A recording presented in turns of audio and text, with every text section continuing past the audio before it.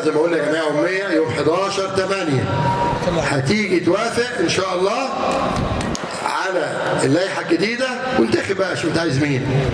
عايز ينزل مكان مفتوح. هي اميه ما حدش بيعرف يضحك عليها. وتلاحظوا ان كل مصيبه تحصل لازم الثعبان الاقرع يطلع يتكلم.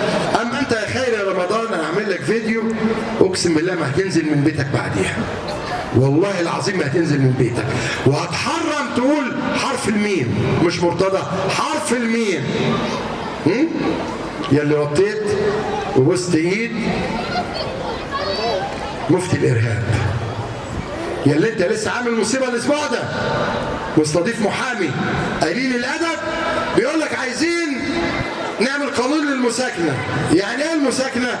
يعني الراجل ينام مع الست من غير ما يتجوزه. يعني الزنا مين دول؟ وقبل كده جاب عيل شتم الستات الصعايده، هو نفس الولد ده. مين دول؟ مين دول بجد؟ مين دول اللي بقالهم 20 سنه الفيلم في الاعلام؟ مين دول؟ فاصبر يا ابني اصبر. خلص بس الفيديو بتاع الواد ناصر وزوبع والواد الثالث ده الاسبوع ده ان شاء الله، عشان عارف ان تعبكم قوي. دول ما عادوش بيشتموا سياده الرئيس السيسي قد ما بيشتموا مين. سبحان الله. انا جامد قوي كده؟ انا جامد قوي كده وتعبكم قوي كده. والله. كل سنه طيبين. اي حد يا جماعه ليه طلب يتفضل يطلع المكتب يشرفنا.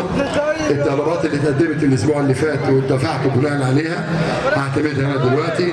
بشكر مجلس الاداره المحترم اللي واقف قدامكم دلوقتي وبقول لاخ حماده انت حماده مش كده عبد الباري، اي لاعب مش عاجبه نادي الزمالك او اشتكى نادي الزمالك مش عايزه. شكرا. السلام عليكم.